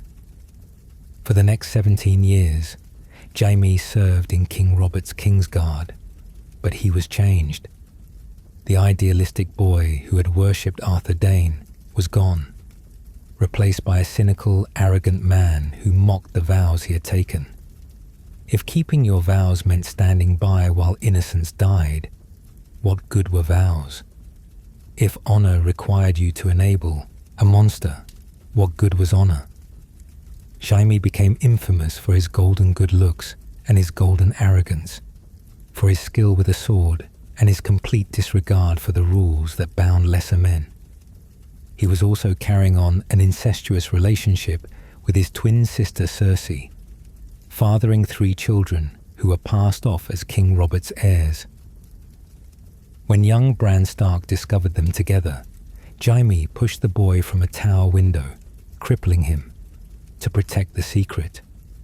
This was the Kingslayer at his worst, a man who had saved hundreds of thousands, but would murder a child to protect his own interests. But then Jaime was captured during the War of the Five Kings, and everything changed. He was taken prisoner by Catelyn Stark and her son Robb. He was humiliated, kept in chains, mocked by his captors. And then Catelyn, desperate to save her daughters, made a deal with him. She would free him if he swore to send her daughters back to her. Jaime agreed, but on the road back to King's Landing, he was captured again by a brutal sellsword named Vargo Hoat, and there, in a filthy castle called Harrenhal, Jaime met Brienne of Tarth, a woman knight who had been sworn to protect Catelyn, but who now found herself Jaime's fellow captive. Brienne embodied everything Jaime had once believed in: honor, duty, the protection of the innocent. She believed in those ideals with a faith that Jaime thought he had lost forever. Vargo Hoat cut off Jaime's sword hand, destroying the one thing Jaime had always defined himself by. He had been the finest swordsman in Westeros, and now he was a cripple. But in that moment of utter despair, Jaime began to change. Brienne's unwavering faith in honor reminded him of Arthur Dayne, of why he had wanted to join the Kingsguard in the first place. And slowly, painfully, Jaime began trying to be the knight he had once dreamed of becoming. He saved Brienne from rape, taking a beating to protect her. He refused to abandon her even when it would have been easier to escape alone. He began trying to keep his promises, trying to live up to the vows he had taken so many years before. It was not easy. Jaime had spent nearly 2 decades as the Kingslayer, and changing that identity required more courage than any battle. When Jaime finally returned to King's Landing, he found that his father was dead, killed by Tyrion. His sister had become queen, but was sliding into paranoid madness. The realm was tearing itself apart in civil war. And Jaime, one-handed and no longer the finest swordsman in the realm, had to figure out who he was and what kind of knight he wanted to be. In the books, Jaime's arc continues as he tries to clean up the corruption in the Kingsguard, tries to make peace rather than wage war, tries to be the knight he once dreamed of being. In the show, his arc becomes more muddled, with Jaime wavering between redemption and regression, ultimately dying in the ruins of a King's Landing, trying to save his sister. But regardless of how his story ends, Jaime Lannister remains one of the most complex and fascinating knights in all of Westerosi history. He saved hundreds of thousands of lives by breaking his oath and was reviled for it. He has tried to redeem himself and found that redemption is harder than any battle. He represents the truth that knighthood is not simple, that oaths can contradict each other, that sometimes the most honorable choice is the one that everyone will condemn you for making. When Jaime was young and arrogant, he learned from Arthur Dayne and Barristan Selmy and Gerald Hightower. He learned from the finest knights of their generation. And what he learned was complicated, that good men can serve evil kings, that keeping your vows can mean enabling atrocities, that sometimes the only honorable choice is to break your honor. Jaime will always be the Kingslayer. That title will follow him to his grave and beyond. But he's also something more, a man who saved a city, who tried to become better despite everyone believing he was beyond redemption, who learned that true honor is more complicated than the songs suggest. Not every legendary knight has a dramatic story filled with tragedy and betrayal. Some knights are remembered simply because they were extraordinarily good at what they did, serving well during an age of peace and prosperity. Sir Ryam Redwyn was such a knight, and his legacy is one of consistent excellence across decades of service. Ryam Redwyn came from House Redwyn of the Arbor, a wealthy house that controls the largest fleet in Westeros and produces the finest wines. He entered the Kingsguard during the long, peaceful reign of King Jaehaerys I, who would later be known as Jaehaerys the Conciliator. Jaehaerys' reign lasted 55 years, the longest in Targaryen history, and it was a golden age for the Seven Kingdoms.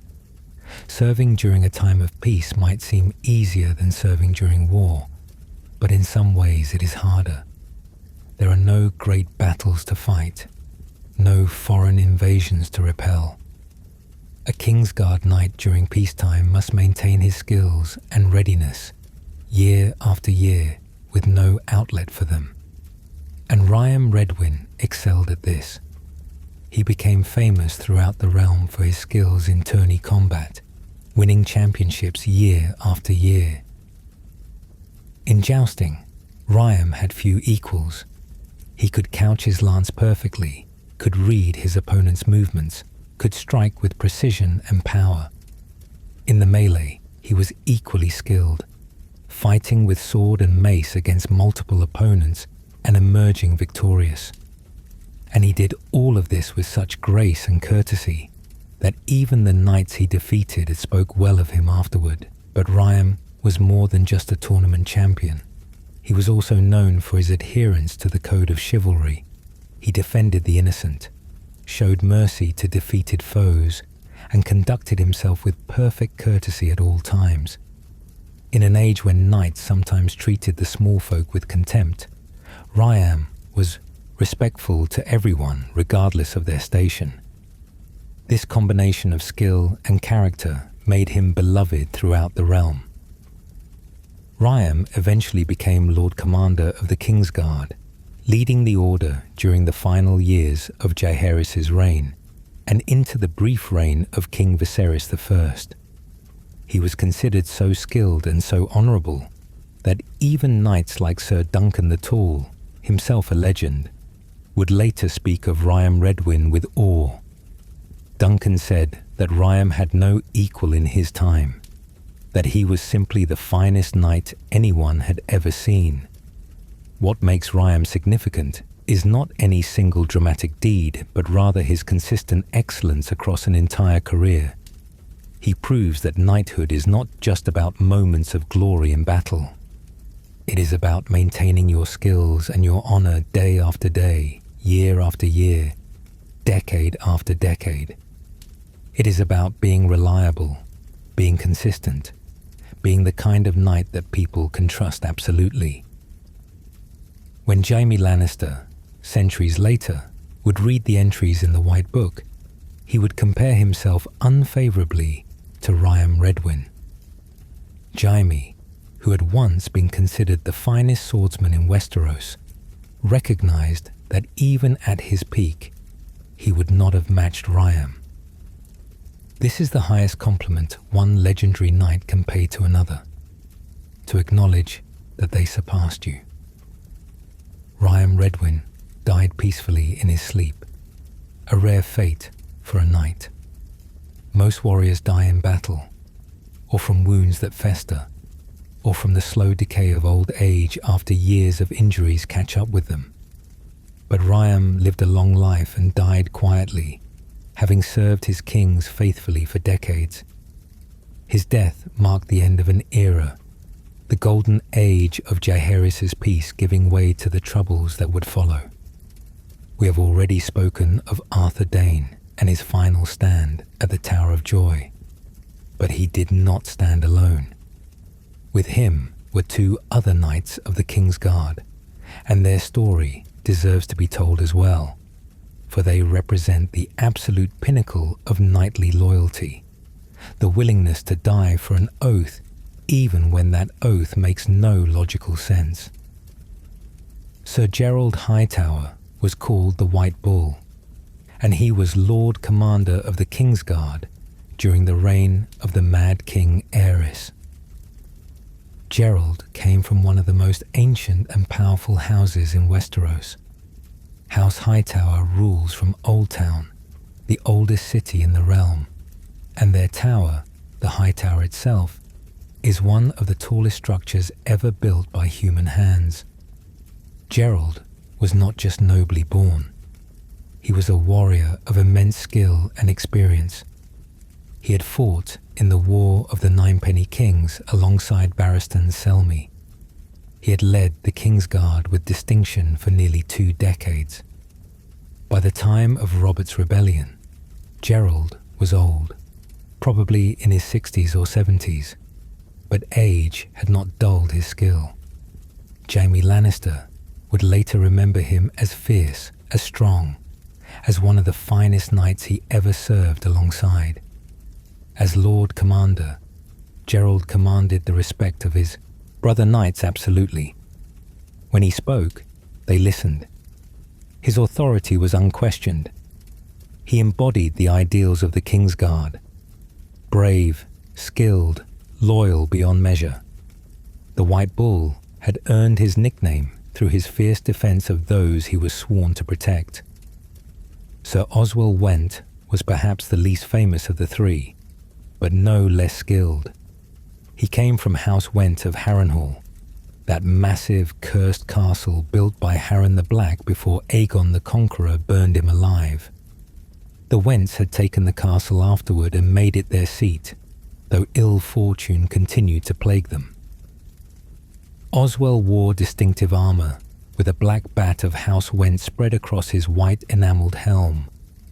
He was known for his prowess in tourneys, having competed in the famous tourney at Harrenhal, where Prince Rhaegar crowned Lyanna Stark Queen of Love and Beauty, the act that would set in motion the events leading to rebellion. Oswell and his nephews had all been champions at that tourney, though only Oswell kept his championship, the others being unseated by challengers. These three knights, Arthur Dane, Gerald Hightower, and Oswell Went, were commanded by Prince Rhaegar to guard the Tower of Joy. They obeyed, even knowing that Rhaegar rode to his death at the Trident. They obeyed, even knowing that King Aerys had been killed by Jaime Lannister.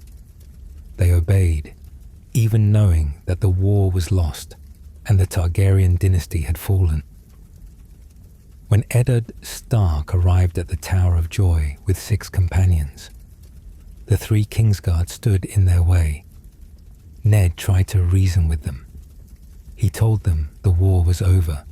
He told them their king was dead and Prince Rhaegar was dead. He offered to let them take the Black and serve in the Night's Watch, which would allow them to keep their honour while releasing them from their vows to a dead dynasty. Sir Gerald Hightower responded with words that have echoed through history. The Kingsguard does not flee. They would not abandon their post. They would not break their vows. Whatever Rhaegar had commanded them to guard in that tower, they would guard it to the death. And so they fought. 7 Northmen against 3 Kingsguard. And when the battle was done, only Eddard Stark and Howland Reed survived. All 3 Kingsguard knights lay dead, having fulfilled their oaths to the very end.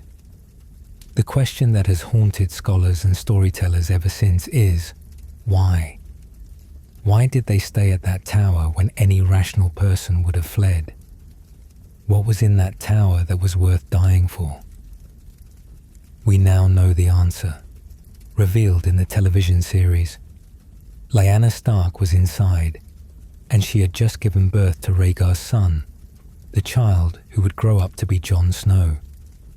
But the 3 Kingsguard knights did not know how important that child would become. They only knew they had been commanded to guard this place, and so they did.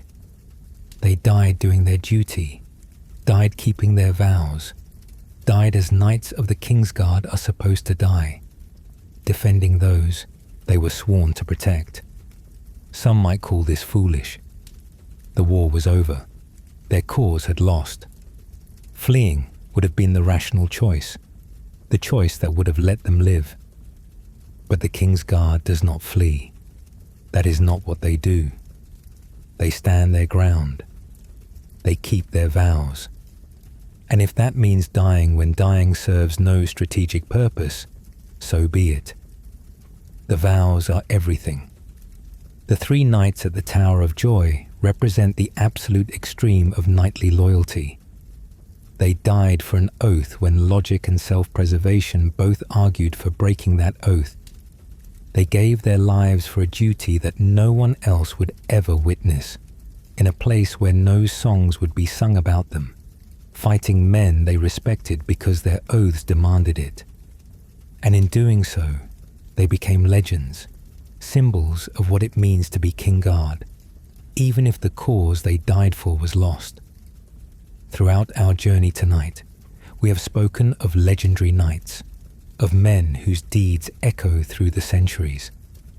But now we must speak of someone who was denied the title of knight for most of her life, not because she lacked skill or honor, but simply because she was born a woman. Brienne of Tarth's story is perhaps the most important in this entire bestiary of warriors, because she proves that true knighthood has nothing to do with ceremonies or gender, and everything to do with the choices you make and the oaths you keep. Brienne was born on the island of Tarth, a beautiful place off the coast of the Stormlands, known as the Sapphire Isle for the brilliant blue of its waters.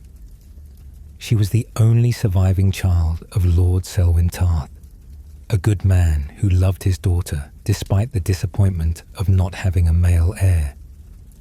Brienne had an older brother who drowned when she was 8, and 2 younger sisters who died in infancy. She grew up alone, the sole heir to an ancient and noble house, in a world that had no idea what to do with her. From her earliest years, it was clear that Brienne would never fit the mold of a proper lady. She was tall, growing eventually to tower over most men at well over 6 feet. She was broad-shouldered and muscular, built like a warrior rather than a maiden. Her face, by the standards of her society, was considered homely at best. She had prominent teeth, a wide mouth, a nose that had been broken more than once. Her hair was the color of straw, her features coarse and freckled. The cruel nobility of Westeros mocked her, calling her Brienne the Beauty, in savage jest. Her father tried to arrange marriages for her, because that was what fathers did with daughters, even daughters who were heirs. 3 betrothals were attempted, each more disastrous than the last. The first was to a boy who took one look at her and humiliated her publicly. The second was broken by the groom himself the moment he met her. The third was to Sir Humphrey Wagstaff, a middle-aged knight who made clear that Brienne would be expected to give up her training and become a proper feminine wife after their wedding. Brienne agreed to marry him on one condition: if he could defeat her in combat. The resulting fight left Sir Humphrey with 3 broken bones and a broken betrothal. Because Brienne did something that noble girls were not supposed to do. She trained to fight. She begged her father's master-at-arms, Sir Goodwin, to teach her skill with sword and lance and shield. She worked harder than any squire, pushing herself beyond her limits, determined to become a true knight, even though she knew the world would never grant her that title. Sir Goodwin taught her everything he knew, and he found that she had a natural talent for combat. She was strong, yes, but she was also dedicated and honorable and brave. She learned to overcome her inability to inflict pain by training with slaughtering animals. She learned to endure mockery and shame. She learned that strength was not enough. True warriors needed discipline and honor and an unbreakable will. When Brienne was still young, Renly Baratheon came to Tarth on a coming-of-age tour. Renly was charming and handsome, younger brother to King Robert, and he did something that changed Brienne's life forever. He treated her with courtesy and respect. He danced with her at a feast, not as a joke, but as a genuine gesture of kindness. No man had ever treated her that way before. She fell in love with him, hopelessly and completely, though she knew it could never be returned. But Renly's kindness gave her something more valuable than romance. It gave her hope that somewhere in this cruel world there were people who would see her worth. When the War of the 5 Kings erupted and Renly declared himself king, Brienne rode to Storm's End to join his cause. She got her father's permission to go independently, to fight for the man who had shown her kindness. Renly held a great tourney at Bitterbridge, a melee involving over 100 knights. Brienne entered wearing full armor with her helm closed, hiding the fact that she was a woman. and she won. She defeated knight after knight, using her size and strength and skill to overcome opponents who had trained their entire lives. In the final round, she faced Sir Loras Tyrell, the Knight of Flowers himself, one of the finest warriors in the realm. Loras was faster and more skilled with a blade, but Brienne was larger and stronger. When Loras focused on blocking her weapon, she simply charged him, tackling him to the ground through sheer force. She had won the tournament. When she removed her helm and the crowd saw that the victor was a woman, there were murmurs of shock and derision. But Renly silenced them. He asked what reward Brienne desired, prepared to give her gold or land or honor. And Brienne asked for only one thing, a place in his Kingsguard, the Rainbow Guard, so that she might serve and protect him. Renly granted her request. Despite the unprecedented nature of it, despite the mockery from some quarters, Renly named Brienne of Tarth to his Kingsguard. For the first time in her life, Brienne had found a place where she belonged, a purpose that gave meaning to all her years of training and suffering. But that joy was short-lived. Renly was murdered by a shadow with Melisandre's face, killed by dark magic in his own tent while Brienne stood guard outside. She burst in too late to save him, found him dying in her arms, blood pouring from a wound no human blade had made. And then Loras Tyrell and others burst in, saw Brienne covered in Renly's blood, and assumed she had killed him. Brienne's world collapsed. The man she had loved and sworn to protect was dead, and she was blamed for his murder. She fled with Catelyn Stark, who had witnessed Renly's death and knew Brienne was innocent. Catelyn saw something in Brienne that few others had ever seen. Genuine honor, the kind of loyalty and dedication that the song spoke of, but that rarely existed in reality.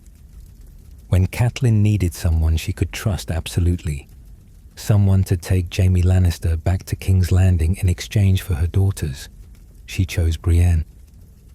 Brienne swore an oath to Lady Catelyn, swore it with the same solemnity that any knight would swear to their liege. And from that moment forward, that oath became the defining purpose of her life, even after Catelyn was murdered at the Red Wedding. The journey with Jaime changed both of them. At first, they were enemies. Jaime mocked her appearance, her devotion to honor, her belief in the vows of knighthood. Brienne hated him for his cynicism, for breaking his oath to his king, for everything he represented. But as they traveled together, as they faced danger and hardship, they began to understand each other. Jaime saw that Brienne was everything he had once wanted to be, a true knight, honorable and brave and utterly incorruptible. Brienne saw that Jaime was more complicated than his reputation, that he had broken his oath for reasons that were not dishonorable at all. When they were captured by the vicious sellsword Vargo Hoat, Jaime saved Brienne from rape by convincing Hoat that she was worth a sapphire ransom, that her father would pay a fortune for her return. Hoat believed the lie because of Tarth's nickname as the Sapphire Isle. And when Hoat's men cut off Jaime's sword hand, destroying the identity he had built his entire life around, Brienne was there to keep him alive, to give him a reason to keep fighting. Later, after Jaime had been sent on to King's Landing, Brienne was thrown into a bear pit for Hoat's entertainment, given only a wooden sword to defend herself against a massive bear. She fought with desperate courage, but she was losing, the bear's claws tearing into her. And Jaime came back for her. He had continued on to King's Landing, to safety and home. But he came back and jumped into that pit to save her, risking his own life for this woman who had become his friend. After they reached King's Landing, After Catelyn was dead and Sansa had disappeared, Jaime gave Brienne a gift that would define the rest of her journey. He had Valyrian steel reforged from his father's melted-down sword ice, the ancestral blade of House Stark. He gave one of these swords to Brienne and named it Oathkeeper, because he knew that she would keep her oath to Catelyn, even though Catelyn was dead.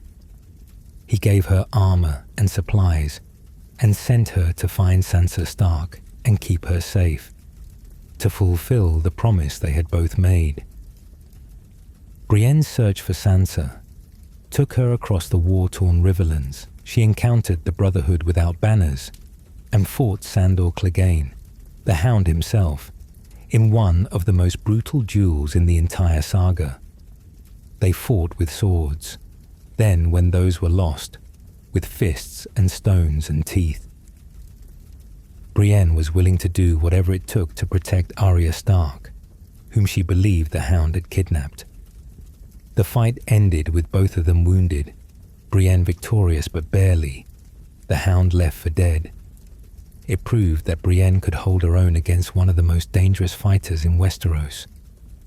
Eventually, Brienne found Sansa at Winterfell and swore her oath again, this time directly to Sansa herself. She became Sansa's sworn shield, protecting her through the retaking of Winterfell from Ramsay Bolton and through the conflicts that followed. And it was during the long night before the Battle of Winterfell, as the living prepared to face the army of the dead, that Brienne finally received the recognition she had deserved her entire life. Sitting in a room with Jaime, Tyrion, Davos, Podrick, and Tormund, drinking and telling stories before what they all believed would be their last night alive, the conversation turned to knighthood. Tormund asked why Brienne was not a knight, and she explained that tradition forbade it, that women could not be knights. Tormund scoffed at tradition, as wildlings do, and Jaime suddenly realized that tradition was not law, that any knight could make another knight, that kings were not required for the ceremony. What followed was one of the most powerful moments in the entire series. Jaime drew his sword and asked Brienne to kneel. And then, before witnesses who respected and admired her, he spoke the ancient words, "In the name of the warrior, I charge you to be brave. In the name of the father, I charge you to be just. In the name of the mother, I charge you to defend the innocent. Arise, Brienne of Tarth, a knight of the Seven Kingdoms." Brienne rose, and tears glistened in her eyes, and the men in that room stood and saluted her with genuine respect and joy. She had finally received the title she had worked for her entire life, the recognition that she was what she had always been in her heart, a true knight. She was the first woman in the history of Westeros to be officially knighted, breaking a tradition that had stood for thousands of years. The next day, Brienne commanded troops in the Battle of Winterfell. She fought against the dead with Jaime and Podrick at her side. She survived where so many others fell. And after the battle, after the victory, she lived to see the dawn she had fought for, to see the world she had helped save. In the show's conclusion, Brienne was named Lord Commander of the Kingsguard, the first woman to hold that position as well. She filled in Jaime's entry in the White Book, the record of all Kingsguard knights, and she wrote his deeds with fairness and compassion, recording both his failures and his triumphs. In that moment, she demonstrated what true honor means, not denying the complexity of people, but acknowledging both their flaws and their virtues. Brienne of Tarth matters not because she was the strongest fighter, or because she won the most tournaments. She matters because she embodied the ideals of knighthood more perfectly than almost any man who ever took the vows. She defended the weak and innocent, even when no one asked her to. She kept her oaths even when the people she swore them to were dead. She showed mercy to enemies and loyalty to friends. She was brave in battle and just in judgment. She never lied, never broke a promise, never abandoned her principles even when it would have been easier to do so. And she did all of this while facing mockery and scorn, while being rejected by the society she tried to serve, while being denied the recognition she deserved simply because of her gender. She proved that being a knight has nothing to do with the ceremony or the title or the armor you wear. It has everything to do with the choices you make, the oaths you keep, and the people you protect. In a story full of knights who break their vows, who serve unworthy masters, who compromise their honor for advancement, Brienne stands alone as someone who never wavered. She is what Jaime wanted to be before cynicism corrupted him. She is what the Hound could have been if the world had been kinder. She is what Arthur Dane and Barristan Selmy and all the legendary knights strive to be, a perfect embodiment of chivalric ideals in a world that no longer believes in them. There is a theory among readers of the books that Brienne is descended from Sir Duncan the Tall. A shield bearing Duncan's arms was found at Evenfall Hall, Brienne's home. She is unusually tall, loyal, honorable, and dedicated to protecting others.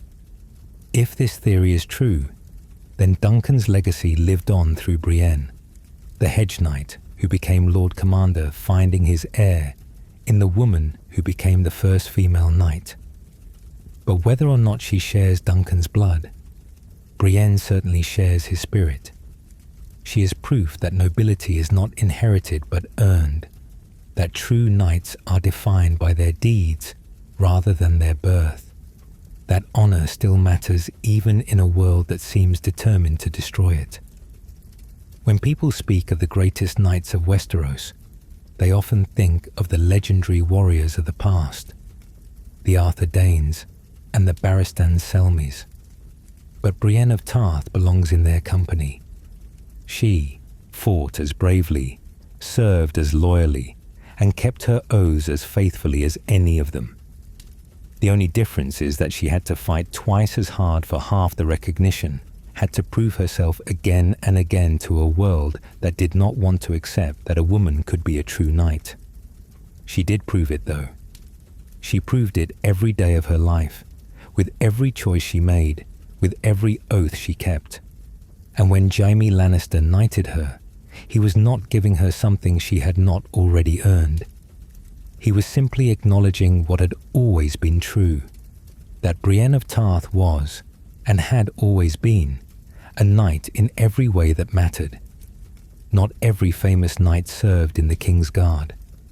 Throughout Westerosi history, there have been warriors whose legends were forged in different ways, who proved themselves without ever taking the white cloak. Sir Criston Cole was one such warrior.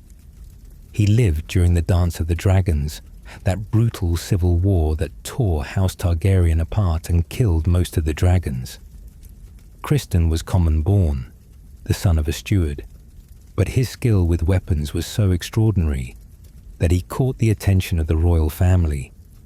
He was named to the King's Guard and became a close companion of Princess Rhaenyra Targaryen. But Criston's relationship with Rhaenyra soured, the reasons depending on which historical account you believe. Some say Rhaenyra rejected his marriage proposal because she was already married. Others say she scorned him after they became lovers. Whatever the truth, Criston turned against her and became one of the chief supporters of King Aegon II during the dance. As Lord Commander of Aegon's Kingsguard, Criston personally crowned the king and led his armies in the field. He was a skilled commander as well as a warrior, winning several battles.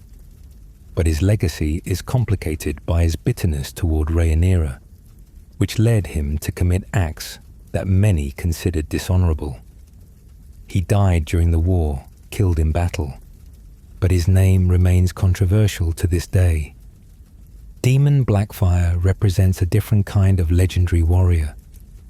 He was a bastard son of King Aegon IV, but unlike most bastards, Daemon was legitimized by his father and given Blackfyre, the Valyrian steel sword of Aegon the Conqueror. With that sword and his extraordinary skill, Daemon became perhaps the finest warrior of his generation. Daemon was beautiful, charismatic, and beloved by the common people. When he rebelled against his half-brother King Daeron, claiming the throne for himself, thousands flocked to his banner. The rebellion that followed became known as the Blackfyre Rebellion, and it nearly succeeded in overthrowing the Targaryen dynasty. At the Battle of the Redgrass Field, Demon Blackfyre fought magnificently, cutting through his enemies like wheat before the scythe. Witnesses said he fought with the skill of 7 men, that Blackfyre in his hands was unstoppable, but he was struck down by 3 arrows from the bow of Brynden Rivers, called Bloodraven, who was also a bastard of Aegon IV, but who had remained loyal to King Daeron. Daemon died on that field, and his death ended the First Blackfyre Rebellion. But his descendants would launch 4 more rebellions over the next several decades, each claiming that Daemon had been the rightful king. Even those who opposed the Blackfyres acknowledged that Daemon himself had been a great knight, perhaps the finest warrior of his age. Robert Baratheon, who would later become king, was a warrior of legendary prowess in his youth.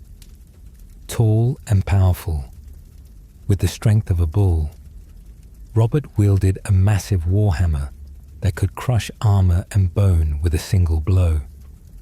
He was not technically a knight, as the Baratheons were descended from the Storm Kings and maintained some of the old traditions, but in skill and courage, he matched any knight in the realm. Robert's greatest moment came at the Battle of the Trident, the decisive battle of his rebellion. There, on a river crossing, Robert faced Prince Rhaegar Targaryen in single combat. Rhaegar was considered one of the finest warriors of his generation, skilled and brave. But Robert was larger, stronger, fueled by rage over Lyanna Stark's supposed kidnapping. Their duel became legendary, the Targaryen prince with his black armor enameled with rubies against the rebel lord, with his antlered helm and massive hammer. Robert won, his hammer crushing Rhaegar's breastplate and caving in his chest. Rubies from Rhaegar's armor scattered into the river, and the place became known as the Ruby Ford.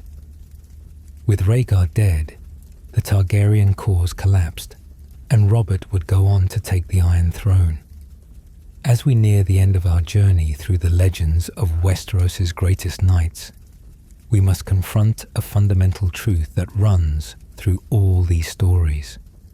Knighthood, for all its glory and honor, is built on an impossible foundation.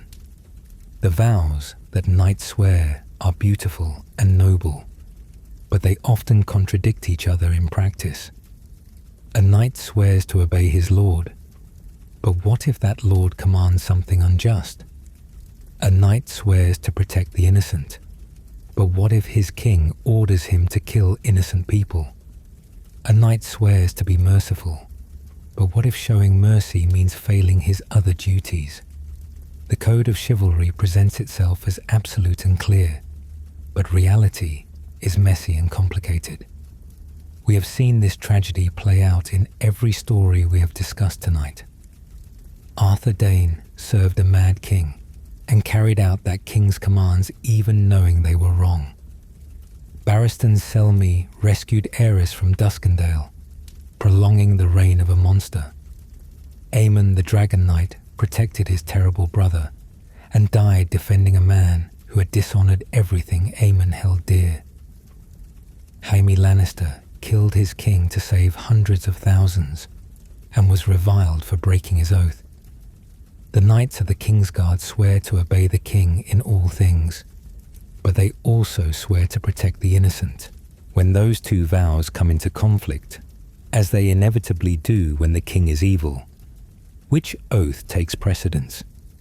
The Kingsguard has never developed a clear answer to this question. Different knights make different choices. Some, like Jaime, choose to break their oaths when the situation becomes intolerable. Others, like Arthur Dane, keep their oaths no matter what. Neither choice is clearly correct. Both involve sacrifice and compromise. The tragedy is that being a knight of the Kingsguard means accepting this impossible burden, knowing that you will likely face a situation where any choice you make will violate something you hold sacred. And this applies to knights outside the Kingsguard as well. Every sworn sword faces moments when duty conflicts with conscience, when loyalty conflicts with morality. The Code of Chivalry promises that these conflicts can be resolved through honor and virtue, but reality proves otherwise. Yet despite all of this, despite the fundamental contradictions built into the very idea of knighthood, these men and women tried. They tried to live up to impossible ideals. They tried to be honorable in a world that often punishes honor. They tried to be brave when bravery meant certain death. They tried to protect the weak, even when it would have been easier to ignore their suffering. And that trying, that striving toward an ideal, even knowing it might be impossible to reach, is what makes these knights legendary. Not their victories in battle, though those are impressive.